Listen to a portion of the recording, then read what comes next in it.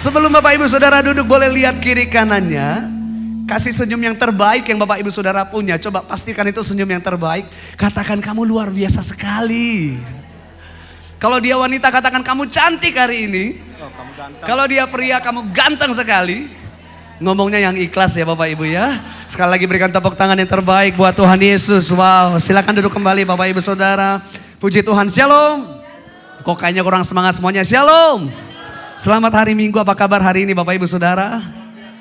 Yakin luar biasa? Kok kayaknya suaranya kurang luar biasa. Apa kabar Bapak Ibu Saudara hari ini? Apanya yang luar biasa Bapak Ibu? Yesus luar biasa, terus? Apa lagi? Oke, kita semua luar biasa, terus? Keajaibannya luar biasa. Oke, apa lagi? Dahsyat, apa lagi? Apa? Ketemu aku? Gak enak, ada Pak Lukas, jangan ngomong gitu Bu, besok aja ngomongnya ya. Yesusnya dahsyat, Yesusnya luar biasa, keajaibannya luar biasa, semuanya luar biasa. Saya mau tanya dong Bapak Ibu Saudara yang hadir hari ini di rumah Tuhan, adakah di antara kita yang baru mengalami pertolongan Tuhan, mengalami mukjizat, mengalami penyertaan Tuhan yang luar biasa? Boleh angkat tangan? Apa kabar hari ini? Oke. Adakah di antara Bapak Ibu Saudara yang hari ini punya pergumulan, punya doa yang udah lama banget didoain tapi kayaknya belum dijawab Tuhan. Punya sakit kayaknya belum sembuh, keluarganya belum ditolong Tuhan. Adakah di antara Bapak Ibu Saudara yang hadir hari ini? Pak, nggak ada, ibadah selesai ya. Ada nggak? Oh ada dong, karena memang Bapak Ibu Saudara setuju atau nggak setuju, suka atau nggak suka, namanya masalah selama kita hidup. Masalah pasti ada, betul ya? Senang atau nggak senang, diundang atau nggak diundang, masalahnya masalah itu akan terus ada saudara. Makanya firman Tuhan begini, Yesus itu gak pernah berjanji ketika kita mengikut dia, hidup kita itu akan baik-baik aja, no. Tapi apa yang firman Tuhan katakan, bahkan sebelum Yesus naik ke surga, Yesus berkata apa? Tetapi aku, kata Tuhan, bukan Pastor Lukas, bukan Michael Panjaitan, bukan hamba Tuhan, no.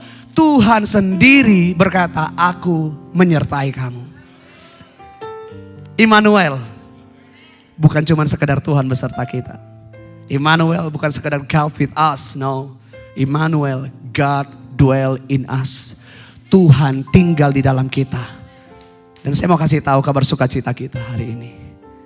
Tuhan yang tinggal di dalam saya dan Bapak Ibu Saudara adalah Tuhan yang luar biasa. Tuhan yang menjadikan segala sesuatu luar biasa dalam hidup kita. Boleh kita berikan tepuk tangan yang terbaik buat Tuhan Yesus. Wow, terlalu semangat Pak Lukas sampai saya lupa memperkenalkan diri.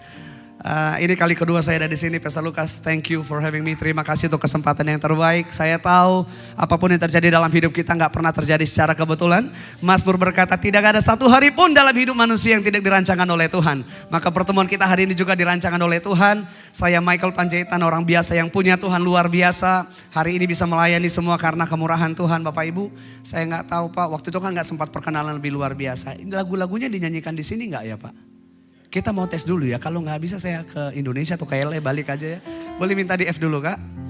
2019 kalau Bapak Ibu Saudara tahu lagunya boleh nyanyi sama-sama. Musim akan selalu. Sebentar, di mana-mana memang kalau nyanyi ini ibu-ibu paling banyak Pak. Kayaknya masalahnya paling berat ya. Musimnya selalu berubah gitu ya. Tak akan berubah sampai selamanya, ku tetap 2017 ku percaya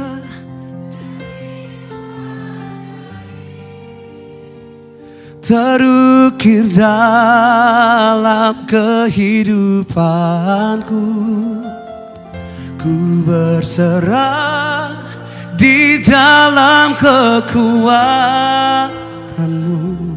ku percaya. 2015 kuasamu Mari kita berikan tepuk tangan yang terbaik buat Tuhan. Berarti aman Pak, aman ya. Bapak Ibu Saudara, dari tadi kita menyanyikan bahwa apalagi lagu praise tadi ya, apapun yang terjadi waktu lagi senang, lagi susah, lagi bergumul, lagi mengalami berkat Tuhan, aku mau tetap memuji Tuhan. Aku mau tetap bersyukur kepada Tuhan. Setuju gak Bapak Ibu Saudara? Kalau nyanyi di gereja mah gampang. Tapi saya mau kasih tahu, orang yang percaya sepenuhnya kepada Tuhan gak kelihatan di gereja. Kalau di gereja kelihatan semua kayak malaikat, angkat tangan, menari, melompat, memuji Tuhan. Saya mau kasih tahu, percayanya kita sepenuhnya sama Tuhan kelihatan gak di sini? Kelihatan pas selesai ibadah, Bapak Ibu Saudara keluar dari ruangan ini, masalah menanti, pergumulan menanti, persoalan menanti, doa yang belum dijawab menanti, orang-orang yang nyakitin menanti, semua yang gak enak bisa menanti. Orang yang percaya sepenuhnya kepada Tuhan adalah orang yang mau tetap memuji menyembah Tuhan. Orang yang mau tetap memperkatakan kebaikan Tuhan. Orang yang mau selalu fokus dan tertuju hanya sama Tuhan. Dan saya percaya hari ini saya sedang berdiri di hadapan orang-orang yang percaya sepenuhnya kepada Tuhan. Coba lihat wajah kiri kanannya. Ada gak tanda-tanda? Ini mah kayaknya setengah-setengah ya. Ini mah kadang-kadang. Ini mah. Saya mau kasih tahu, ternyata firman Tuhan mencatat begini. Ada orang yang gak percaya sama Tuhan Yesus. Ada orang yang percaya sepenuhnya sama Tuhan Yesus. Ternyata ada juga orang yang kurang percaya. Percaya sih, tapi masih kurang gitu ya. Hari ini kita singkat aja, waktunya gak panjang Bapak Ibu Saudara. Kita belajar firman Tuhan sama-sama dalam Matius pasal 14. Ayat yang udah sangat biasa kita baca. Apalagi kalau saya lihat jemaat Tuhan di tempat ini wajah-wajah Alkitab semua ya. Tiap hari baca firman Tuhan Bapak Ibu. Aminnya kok lemas. Ibu-ibu lebih banyak nonton drama Korea. Ada drama Korea gak sih di Amerika? Oh ibu semangat banget, kelihatan ini penonton nih. Ya. Yuk kita baca firman Tuhan sama-sama. Matius 14 ayat 22 dulu dimulai. Multimedia boleh tolong bantu saya. Kita baca sama-sama dengan suara yang keras. 1, 2, 3. Sesudah itu Yesus segera memerintahkan murid-muridnya naik ke perahu dan mendahuluinya ke seberang. Sementara itu ia menyuruh orang banyak pulang. Dan setelah orang banyak itu disuruhnya pulang, Yesus naik ke atas bukit untuk berdoa seorang diri. Ketika hari sudah malam, ia sendirian di situ. Perahu murid-muridnya sudah beberapa mil jauhnya dari pantai dan diombang-ambingkan gelombang karena angin sakal. Sebentar, sampai di sini dulu Bapak Ibu. Firman Tuhan ayat 22 berkata begini, sesudah itu, sesudah apa ya? Kalau kita balik sebentar, ternyata cerita ini terjadi, Yesus itu suatu hari melakukan KKR besar-besaran. Kalau di Amerika bilangnya apa ya Bu ya? KKR itu? Revival service or ya, a crusade ya, something like that lah ya. Luar biasa, kenapa? Karena firman Tuhan mencatat Yesus mengajar banyak orang tentang kerajaan Allah. Setelah diajar, hari mulai sore kata firman Tuhan. And then firman Tuhan mencatat begini, hati Yesus tergerak oleh belas kasihan. Yesus ngomong sama murid-muridnya, kalian kasih makan ya banyak orang ini. Murid-muridnya berkata, guru kita gak punya apa-apa. Loh kalian punya apa kata Yesus? Cuma punya berapa? 5 roti dan 5 roti dan 2 ekor. 2 ekor apa Pak? 2 ikan ya, biar jelas ya. Karena ekor banyak, 2 ekor burung, 2 ekor sapi, 2 ekor apa kan banyak. 5 roti dan 2 hampir saya mau ngomong 2 ekor lagi. 5 roti dan 2 ikan. Yang makan berapa orang Bapak Ibu? 5.000. Ternyata firman Tuhan berkata 5.000 baru laki-laki loh. Belum anak-anak, belum perempuan, more than 5,000, lebih dari 5.000 orang. Tuhan kasih makan dengan 5 roti dan 2 ikan. Mungkin gak? Gak mungkin. Setelah firman Tuhan mencatat begini. Yesus mengucap syukur. Lalu dibagi-bagikanlah 5 roti dan 2 ikan kepada ribuan orang. Sisa berapa keranjang? 12. Kenapa bisa sisa 12 keranjang? Karena gak ada orang Manado. Sorry to say this. Gak ada orang Batak. Ada orang Manado di sini? Saya gak tanya banyak sedikit Bu, ada gak? Gak ada. Suka bungkus kan? 11-12 sama orang Batak. Jadi Manado, you are not alone. Saya juga begitu ya. Tapi firman Tuhan mencatat hal yang gak mungkin. Ketika ada Tuhan Yesus semuanya jadi mungkin saudara. 5 roti 2 ikan yang makan 5.000 orang, bahkan lebih dari 5.000 orang. Sisa 12 keranjang. Setelah itu semua Yesus menyuruh orang banyak pulang. Masuklah cerita ini. Sesudah itu, sesudah acara yang luar biasa itu, Yesus segera memerintahkan murid-muridnya, kalian pergi duluan menyeberang ya. Orang banyak tadi setelah mereka kenyang disuruh pulang. Dan kemudian ada satu masalah Bapak Ibu Saudara. Dalam perjalanan murid-muridnya dengan kapal waktu itu, dengan perahu waktu itu, kena angin sakal, diombang-ambingkan. Takut gak kira-kira Bapak Ibu? Gak mungkin, seandainya ada handphone waktu itu, Seandainya sosial media sudah ada waktu itu, ketika diombang-ambingkan gak mungkin berkata, story dulu, live dulu, kayaknya bagus banget nih gelombangnya. No, takut. Mertua saya itu seorang pelaut. Kalau ombak gede datang, masalah datang, mulai diperhatikan. Jangkarnya kah, apanya kah, kemudinya kah. Dan waktu itu kan belum ada mesin pastinya. Pasti murid-muridnya mulai ketakutan. Dan firman Tuhan berkata mereka ketakutan, takut mati. Takut binasa karena gelombang itu Bapak Ibu Saudara. Perhatikan baik-baik. Murid-murid Tuhan Yesus pun mengalami masalah ternyata. Karena selama ini, Pak Lukas saya gak tahu di sini Pak. Jemaat itu kan banyak yang ngomong, gembala atau pendeta mah enak hamba Tuhan. Gak pernah ada masalah. Ngomong gitu. Pak ada masalah gak Pak Lukas? Nah Jawa Timurnya keluar, banyak. Pol ya Pak. Karena memang namanya manusia gak usah deh kita ya. Murid-murid Tuhan Yesus yang every single day sama Tuhan Yesus. Makan bareng, istirahat bareng, pelayanan bareng, kemana-mana bareng juga punya masalah. Masalahnya apa? Di tengah perjalanan mereka di atas perahu, angin sakal datang. Perahu mereka diombang-ambingkan. Saya yakin hari itu bukan situasi yang baik. Saya yakin hari itu bukan situasi yang enak. Karena apa? Mereka pasti takut. Waduh jangan sampai kita binasa. Yesus gak ada bersama dengan mereka. Apa yang firman Tuhan katakan Bapak Ibu Saudara. Ayat 25. Kira-kira jam 3 malam. Datanglah Yesus kepada mereka berjalan di atas air. Waktu belajar firman Tuhan ini saudara, saya sedikit penasaran kenapa sih harus ada detail banget ya. Jam 3 malam atau ada yang berkata jam 3 pagi. Bapak Ibu Saudara bisa search on Google. Ternyata memang jam 3 itu adalah titik tergelap muka bumi. Di situ saya diingatkan Tuhan, diajarkan Tuhan begini. Ya memang bahwa dalam masa-masa apapun, bukan cuma dalam masa sukacita, bukan cuma dalam masa-masa baik, bukan cuma dalam masa-masa ketika uang Bapak Ibu Saudara banyak, dalam masa-masa titik tergelap sekalipun, dalam masa titik terendah sekalipun, Yesus selalu hadir di sana. Saat tiada jalan, hadapi persoalan. Jangan pernah lupa saudara. Yesus ada di sana dan memberiku jalan. Yesus ada di sana. Di tengah masalah murid-muridnya. Yesus hadir. Yesus berjalan di atas air kata firman Tuhan Bapak Ibu Saudara. Ayat 26 berkata apa? Ketika murid-muridnya melihat dia berjalan di atas air. Mereka terkejut dan berseru, itu hantu. Lalu berteriak-teriak karena takut. Wajar gak murid-muridnya takut Bapak Ibu? Halo, wajar gak kira-kira? Wajar dong. Karena gak masuk akal orang bisa berjalan di atas air. Masalah lagi berat. Angin lagi ribut banget. Mereka lagi fokus sama gelombang yang mereka hadapi. Tiba-tiba di tengah gelombang ada yang berjalan. Kira-kira kaget gak? Oh kaget dong. Tapi yang paling menyedihkan begini Bapak Ibu. Kalau seandainya hari ini saya ketemu sama Pak Lukas. Lihat begini ya Pak, gantengnya mirip Pak.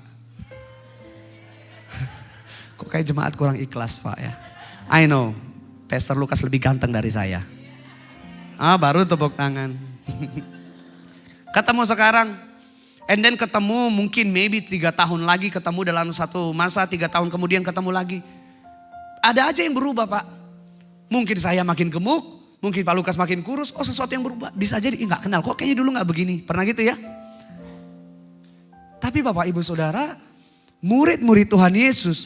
24 hours 24 jam penuh bersama dengan Tuhan Yesus. Setiap hari mereka bersama dengan Tuhan Yesus. Gak usah beberapa bulan, gak usah beberapa tahun yang lalu. Beberapa jam yang lalu mereka masih bersama-sama. Dan mereka melihat Yesus melakukan mujizat. Memberi makan 5 roti dan 2 ikan kepada 5.000 orang. Firman Tuhan berkata apa? Ketika mereka menghadapi masalah, menghadapi gelombang. Mereka bisa lo gak kenal sama Tuhan Yesus. Can you imagine this one? Tiap detik, tiap saat mereka sama-sama.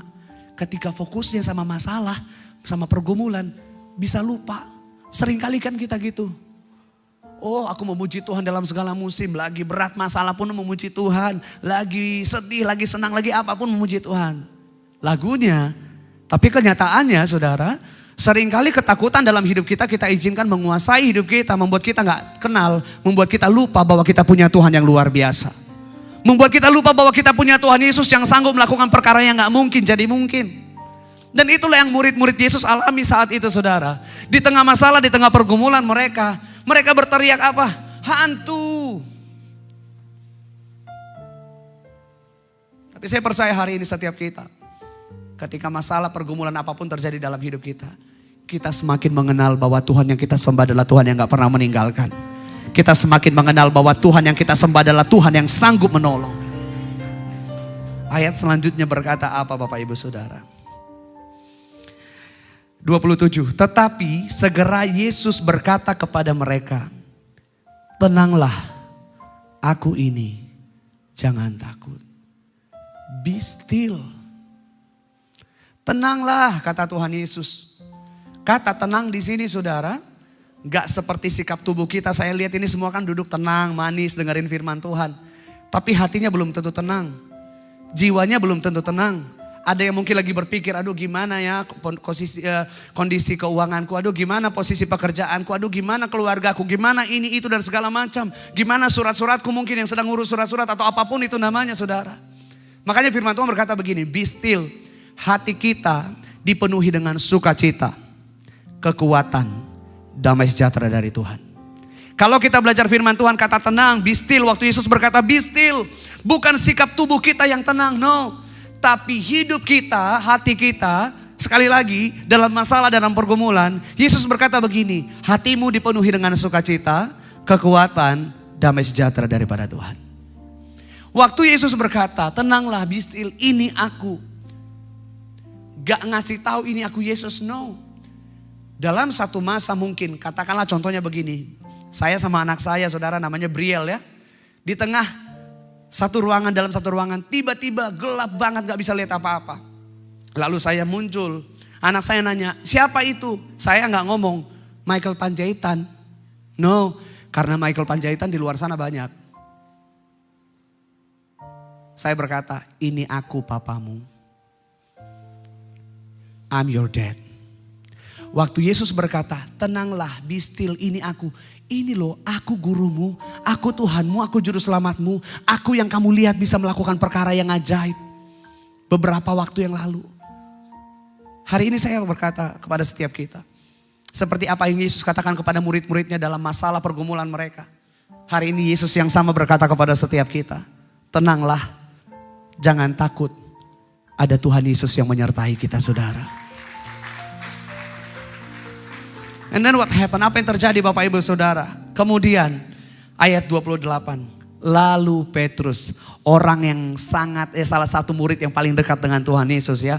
Lalu Petrus berseru dan menjawab dia. Apa katanya? Tuhan, apabila engkau itu, suruhlah aku datang kepadamu berjalan di atas air. Percaya gak dia itu Tuhan? Halo? Yang berkata belum percaya. Percaya dia. Makanya dia manggil Tuhan. Kalau dia gak percaya ngomong, hey, kalau emang benar ya, Yesus ya. Kalau itu benar engkau ya, kan pasti gitu. Dia manggil apa? Tuhan. Percaya sih ini Tuhan. Tapi masih nanggung-nanggung. Kalau memang itu engkau, suruh aku berjalan di atas air. Lalu Yesus berkata begini, ayat selanjutnya Bapak Ibu Saudara. Kata Yesus, datanglah. Maka Petrus turun dari perahu. Pertanyaannya, Petrus itu berjalan di atas air atau enggak? Yang berkata, Petrus berjalan di atas air, boleh angkat tangan. Yang berkata, makanya enggak mungkin, mana ada manusia bisa berjalan di atas air. Yang berkata, terserah mau berenang, berendam, diving or something like that. Yang penting mukjizat terjadi, cerita selesai. Petrus berjalan di atas air. Waktu Petrus berjalan di atas air, masalahnya masih ada? Masih. Waktu Petrus berjalan di atas air, gelombangnya sudah reda? Belum. Waktu Petrus berjalan di atas air, anginnya masih kencang? Masih. Tapi apa yang membuat Petrus bisa mengalami sesuatu yang gak mungkin menjadi mungkin? Apa yang membuat Petrus bisa mengalami sesuatu yang menurut manusia gak masuk akal terjadi dalam hidupnya? Satu hal, firman Tuhan berkata apa? Maka Petrus turun dari perahu dan berjalan di atas air mendapatkan Yesus. Kata mendapatkan di sini Bapak Ibu Saudara straightforward, tertuju hanya kepada Tuhan Yesus. Masalahnya tetap ada, pergumulannya masih ada, gelombangnya masih kencang, anginnya masih kuat banget. Tapi bisa mengalami mujizat Tuhan di tengah persoalan dan pergumulan ketika dia fokusnya hanya kepada Tuhan Yesus. Itu yang firman Tuhan katakan. Kata mendapatkan, kata tertuju, kata fokus, kata straightforward sama seperti Kak Meyer, betul ya? Ini kakak, abang, om atau apa nih? Oh bebas, gak mungkin adik tapi ya. Katakanlah Kak Meyer. Kalau saya mau datang mendapatkan Kak Meyer itu Bapak Ibu Saudara. Begini, kalau saya mau mendapatkan dia, saya mau datang sama Kak Meyer, saya bisa dulu gak turun ke bawah? Bisa ya? Bisa dulu gak turun ke depan, keliling? Waktu itu Pak kita makan di mana yang daging dipotong-potong. Ah itulah namanya susah ya Pak. Bisa dulu gak ke sana? Bisa. Bisa dulu gak ke mall muter-muter? Bisa. Balik lagi ke sini baru datang ke Kak Meyer. Tapi firman Tuhan gak berkata begitu. Kata mendapatkan, kata tertuju adalah saya langsung dan tertuju fokusnya hanya kepada Kak Meyer. Itu kata mendapatkan. Waktu Petrus berjalan di atas air, dia mengalami mujizat Tuhan di tengah di situasi yang gak mungkin. Dia mengalami mujizat Tuhan. Kenapa? Tertuju fokusnya hanya sama Tuhan Yesus. Itu yang terjadi saudara. Dan firman Tuhan berkata apa? Ayat 30. Tetapi ada satu situasi yang berbeda nih. Tetapi ketika dirasanya tiupan angin. Waktu dia berjalan di atas air, angin masih ada gak? Kenapa gak dirasanya? Karena tertuju kepada Tuhan Yesus. Dia gak tertuju sama masalahnya. Dia gak tertuju sama persoalannya. Dia tetap tertuju kepada Tuhan Yesus. Dia mengalami mujizat, sesuatu yang gak mungkin menjadi mungkin terjadi. Tertuju kepada Tuhan Yesus. Dan firman Tuhan berkata begini. Tetapi ketika dirasanya tiupan angin. Fokusnya mulai berubah. Tadi sepenuhnya kepada Tuhan Yesus. And then tiba-tiba aduh masih ada masalah nih. Tertuju sama Tuhan Yesus. Aduh pergumulan masih ada nih. Mulai fokusnya berubah. Gak sepenuhnya kepada Tuhan Yesus. Waktu fokusnya mulai berubah. Waktu dia gak tertuju hanya kepada Tuhan Yesus. Apa yang terjadi? Firman Tuhan berkata. Takutlah ia. Petrus mulai takut. Kenapa? Karena dia lihat kan, oh gelombang masih ada ternyata. Oh pergumulan masih ada. Oh persoalan masih ada. Lalu firman Tuhan mencatat begini. Petrus takut mulai tenggelam lalu berteriak. Tuhan tolonglah aku. Segera Yesus mengulurkan tangannya, memegang dia dan berkata. Apa kata Tuhan Yesus? Hai orang yang, sekali lagi sama-sama. Hai orang yang kurang percaya. Percaya gak dia sama Tuhan Yesus? Percaya. Tapi kenapa Petrus dikatakan kurang percaya? Karena fokusnya sekali-sekali ke Tuhan Yesus, sekali-sekali kepada masalah. Sekali-sekali kepada Tuhan Yesus, sekali-sekali kepada persoalan. Sekali-sekali kepada Tuhan Yesus, sekali-sekali kepada doa yang belum dijawab. Saya mau kasih tahu. Orang yang percaya sepenuhnya kepada Tuhan. Apapun yang terjadi, mataku tetap tertuju kepada Tuhan. Apapun yang terjadi, fokusku tetap kepada Tuhan Yesus. Apapun yang terjadi, tetap aku mau memandang Tuhan Yesus. Tetap aku memuji Tuhan. Tetap aku beribadah kepada Tuhan. Tetap aku menyembah Tuhan. Tetap aku berkata Tuhan Yesus baik. Amin Bapak Ibu Saudara. Orang-orang yang mengalami mujizat dan pertolongan Tuhan. Firman Tuhan kata. Ketika dia fokusnya tertuju hanya kepada Tuhan Yesus. I know. Masalah kita mungkin berat hari ini. Itu kenyataannya. Pergumulan kita terlalu berat hari ini. Itu kenyataannya. Sekitarmu, kiri kananmu mungkin gak tahu. Kelihatan oh fine-fine aja. Tapi yang tahu pergumulan kita adalah diri kita sendiri saudara. Saya mau kasih tahu. tertujulah, fokuslah hanya kepada Tuhan Yesus. And I've been there. Saya ngalamin itu Bapak Ibu Saudara. Boleh kesaksian ya Pak? Saya ingat banget zaman dulu itu Pak, udah pelayanan dulu. Di NDC udah pelayanan dari 2006 waktu itu ya. Tapi 2010 sempat masuk dunia entertainment waktu itu Pak. 2012 masuk Idol waktu itu. Dan saya ngerasa enggak lah, ini bukan tempat saya gitu. Saya memutuskan untuk keluar. Lalu setelah itu saya kerja sekuler waktu itu. Jadi bekerja. 2014 saya memutuskan full untuk melayani Tuhan. Jadi bukan full timer di gereja enggak, tapi full hidupnya melayani Tuhan. Jadi menurut orang-orang waktu itu, Michael hidup dari pelayanan. Artinya kalau nggak ada pelayanan nggak bisa hidup, gitu ya. Semua berjalan dengan baik, ada jadwal pelayanan, Tuhan bawa kemana. And then 2020 pandemi COVID-19 saudara. Di bulan Maret itu masuk ke Indonesia mulai lockdown, nggak bisa ibadah dengan biasa, nggak bisa terbang, nggak bisa ini itu semua. Di sini juga sama ya Pak ya, semua tiba-tiba lockdown. Artinya saya nggak bisa pelayanan, saya nggak bisa ngapa-ngapain. Dan menurut manusia, Michael kalau nggak pelayanan berarti nggak bisa hidup. Betul ya? Dari mana mau hidup kan gitu. Dan saya ingat banget Pastor Samuel dari Balikpapan ya. Om Samuel telepon saya Pak. Michael ini pandemi, iya Om gimana? Lah terus gak pelayanan, gimana anakmu? Gimana istrimu? Gimana kehidupanmu? Saya ingat banget Bapak Ibu Saudara waktu awal pandemi itu saya datang berdoa sama Tuhan. Saya katakan begini, Tuhan bawa saya ke musim ini bukan untuk ditinggalkan. Aku tahu Engkau Tuhan yang menyertai aku. Aku telah melihat banyak pertolongan Tuhan di waktu yang lalu. Hari ini Kau tetap Tuhan yang sama.